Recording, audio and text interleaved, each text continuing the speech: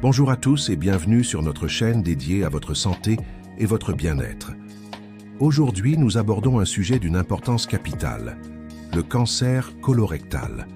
C'est l'un des cancers les plus fréquents, mais la bonne nouvelle, c'est que lorsqu'il est détecté tôt, il est souvent guérissable. Malheureusement, beaucoup de gens ignorent les premiers signes ou hésitent à en parler. C'est pourquoi nous allons détailler ensemble 5 signes critiques qui doivent absolument vous alerter. Restez bien jusqu'à la fin, car le 5e signe est souvent le plus discret, mais aussi le plus menaçant. Notre objectif n'est pas de vous alarmer, mais de vous armer de connaissances pour prendre soin de vous et de vos proches.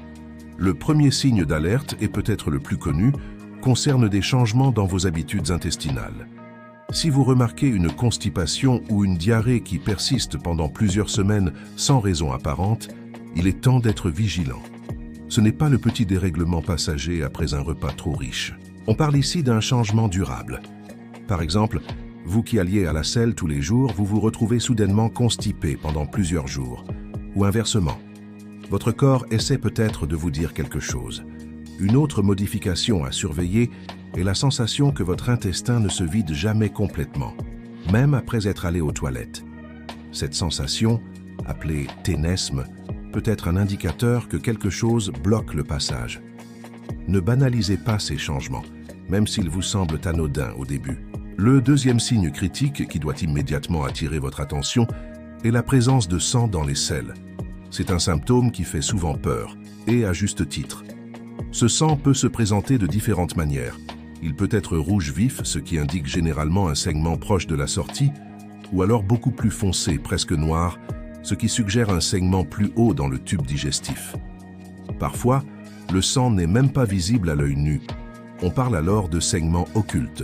Quelle que soit sa forme, du sang dans les selles n'est jamais normal. Bien sûr, cela peut être dû à des causes moins graves comme des hémorroïdes, mais il est absolument impossible de le savoir sans un avis médical.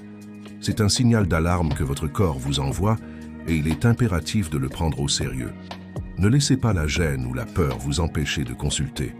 Passons au 3e signe, des douleurs ou des crampes abdominales inhabituelles. On a tous mal au ventre de temps en temps, c'est vrai. Mais les douleurs liées au cancer colorectal sont souvent différentes. Elles peuvent être persistantes, ressembler à des gaz ou des crampes qui ne passent pas et ne sont pas forcément liées à ce que vous avez mangé. Si vous ressentez une gêne ou une douleur continue dans la région du ventre ou du bassin, et que cela dure depuis plusieurs semaines, c'est un motif de consultation. Imaginez une sorte de point de côté tenace ou une sensation de ballonnement constant qui ne s'améliore pas. Ces douleurs peuvent signifier qu'une tumeur commence à grossir et à obstruer l'intestin. Encore une fois, l'important est la persistance du symptôme. Un mal de ventre qui dure une journée, c'est une chose. Une douleur qui s'installe dans votre quotidien, c'en est une autre. Le 4e signe est plus général, mais tout aussi important. Une fatigue inexpliquée et une perte de poids involontaire. Vous vous sentez épuisé en permanence, même après une bonne nuit de sommeil. Vous perdez des kilos sur la balance sans avoir changé votre alimentation ni fait plus d'exercice. C'est un duo de symptômes qui doit vous mettre la puce à l'oreille. Cette fatigue extrême, qu'on appelle asthénie, n'est pas une simple baisse de régime. C'est un épuisement profond qui vous empêche de mener vos activités quotidiennes. La perte de poids, quant à elle, peut être due au fait que le cancer consomme beaucoup d'énergie pour se développer. Elle peut aussi être liée à une perte d'appétit. Un saignement chronique et invisible, comme nous l'avons vu, peut également entraîner une anémie, qui se manifeste par une grande pâleur et une fatigue intense. Si vous vous reconnaissez dans ce tableau, parlez-en à votre médecin. Nous voilà arrivés au 5e et dernier signe, souvent le plus sournois car il peut être facilement attribué à autre chose, l'anémie par carence en fer. Qu'est-ce que ça veut dire concrètement? Cela signifie que votre corps manque de globules rouges parce qu'il perd du fer. Et comment perd-il ce fer? Souvent par des micro-saignements chroniques et invisibles dans le côlon, causés par la tumeur. Vous ne voyez pas de sang, vous n'avez pas forcément mal, mais vous devenez de plus en plus pâle, essoufflé au moindre effort, faible, avec des vertiges. Beaucoup de gens, et même parfois les médecins dans un premier temps, peuvent penser à une simple carence alimentaire. Mais chez un homme ou chez une femme après la ménopause, une anémie en fer sans cause évidente est un immense drapeau rouge qui doit faire rechercher une origine digestive. et en premier lieu, un cancer colorectal. C'est pourquoi ce signe est si menaçant. Il est silencieux, mais il révèle un processus déjà bien en cours. Maintenant que nous avons vu ces 5 signes, que faire? La première chose est de ne pas paniquer. Ces symptômes peuvent avoir d'autres causes, mais la seconde, et c'est la plus importante, est de ne pas les ignorer. Prenez rendez-vous avec votre médecin traitant et décrivez-lui précisément ce que vous ressentez, sans honte ni tabou. Il est là pour vous écouter. Il pourra vous prescrire des examens, comme une analyse de sang ou le fameux test de dépistage immunologique. Ce test, simple et à faire chez soi, est proposé tous les 2 ans aux personnes de 50 à 74 ans. Il permet de détecter du sang invisible dans les selles. S'il est positif, on vous proposera une coloscopie. La coloscopie est l'examen de référence qui permet de visualiser l'intérieur du côlon, de repérer d'éventuels polypes qui sont des lésions précancéreuses et de les retirer avant même qu'ils ne deviennent dangereux. Le dépistage sauve des vies, c'est une certitude. Au-delà du dépistage, parlons prévention. Vous pouvez agir au quotidien pour réduire vos risques. Adoptez une alimentation riche en fibres, fruits, légumes, céréales complètes.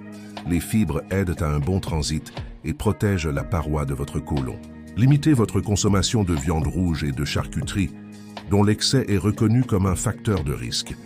Maintenez un poids de forme et pratiquez une activité physique régulière, même modérée comme 30 minutes de marche par jour. L'alcool et le tabac sont aussi des ennemis de votre santé digestive. Il est donc conseillé de réduire, voire d'arrêter. Ces habitudes de vie saine ne sont pas une garantie absolue, mais elles mettent toutes les chances de votre côté. C'est un investissement sur le long terme pour votre bien-être général. Pensez-y comme un acte d'amour envers votre propre corps. Pour conclure, le message le plus important à retenir aujourd'hui est « Écoutez votre corps et agissez sans attendre ». Le cancer colorectal est une maladie sérieuse, mais nous avons des armes puissantes pour le combattre. L'information, le dépistage et la prévention.